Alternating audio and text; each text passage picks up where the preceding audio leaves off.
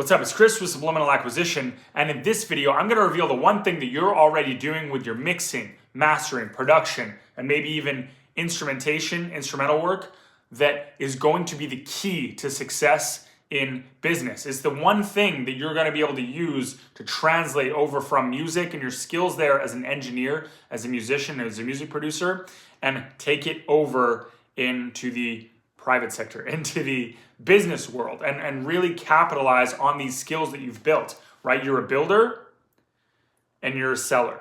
You need to be a better seller. So what you've done with building, you need to build a product, okay? You need to build a service. You've already done that. You've become a great mix engineer, a great master engineer, a great producer. You went to perhaps audio engineering school. Maybe you went to music school. Maybe you interned under a professional mix and master engineer in a proper studio. Okay, so maybe you taught yourself. That's totally fine. I had a mixture of all of these things.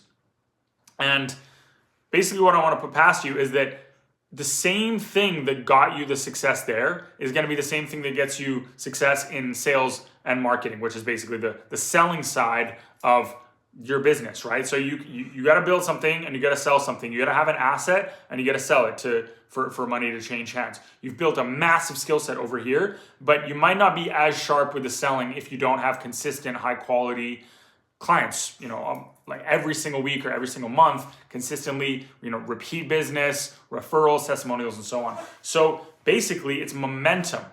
It's momentum. It's you being ready, so to speak, of just constantly, consistently doing mixes, masters, tweaking, and just improving every single step of the way.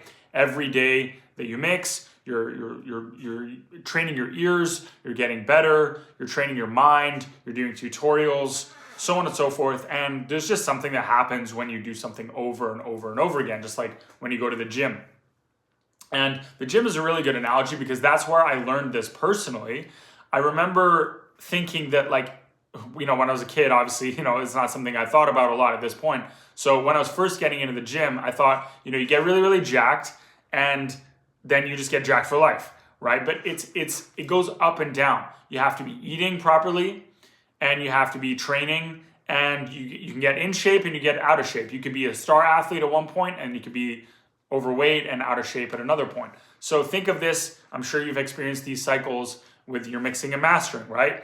Sometimes you're really, really solid. If you take a long break, your ears aren't as sharp, your mind might not be as sharp and as attuned to your digital audio workstation. You might not be watching as many tutorials or doing as many mixes in terms of volume. It doesn't matter, but you get the point, right? Like there's a momentum that is built up from consistency and from intensity. So to take this over to the sales side, you can practice sales and marketing. You can practice reading your script. You can practice reading your script by yourself. You can practice reading your script with friends or peers or accountability partners or with a coach or whoever. Or it could just straight up be doing sales, like actually practicing with clients and legitimately asking people for money in return for your goods and services. In this case, it would be mixing and mastering, and it could be other assets with production and so on, but you get the point, right? So you can also practice marketing skills, right? So there's a great site that I really want you to check out, and it's called Swiped, swiped.co. Okay, and this is one of my favorite websites, especially for marketing. Basically, you go on there, and there's all of these amazing sales letters from the last 150 years or however long people have been making sales letters. And basically they're proven sales letters that have been proven to work, that have sold hundreds of thousands, millions, and in some cases even billions of dollars. I think one of them was a Wall Street Journal, the magazine. It was a sales letter for the Wall Street magazine, and it did like $2 billion in sales just from one ad. So there's got to be some juice there. There's got to be something about that ad if it was good enough to do $2 billion in sales. So what I recommend doing, and something that I do myself, and actually many of my friends do, especially those that are successful in business, what they will do and what I will do and what I recommend you do is practice sales copy literally like an instrument. Like you would go over on guitar. On guitar, I've been practicing a lot of I've been practicing a lot of J.S. Bach and Chopin, and it's really tough, and I have to go really slow, sometimes 50%, sometimes 25% speed, and really master it. Now, I'm not saying you need to read it that slowly, but if you practice sales copy, reading it aloud consistently, you get used to how speaking and sales copy sounds. You get used to how it feels. It's kind of a weird way of speaking if you actually read a sales letter. It's not how you usually speak. It's not how you speak to your friend or your family and your coworkers and just random people that you know. It's kind of it's a slightly different kind of a hidden language, right? And I recommend you learn this language bit by bit, but it's kind of like learning the alphabet before you learn to speak. Like, you want to be learning to speak as you're learning the alphabet. It's kind of like learning music theory and pitches and intervals and chords without actually learning any songs. Like, you want context. So yes, you want to be looking for the cognitive biases, you want to be looking for the psychology, the marketing psychology behind this stuff, but you also want to be getting raw volume, just raw volume, like actually reading the sales letter. And a high volume of high quality sales letters, just like you learn music from studying, listening to, playing, practicing, performing a large quality, a large volume of quality music, right? So why not do it with sales, okay? So I recommend you go to swipe.co and go and find, it could be in music, although there aren't a lot there's about 5 music sales letters on there. But just really anything. I mean, sales language it's pretty universal. Some of them from 100 years ago, I'm reading and I'm like, this is great sales copy. Like, some of the language is slightly dated, but what they're actually doing, the points that they're hitting on, the pain points and desired situation,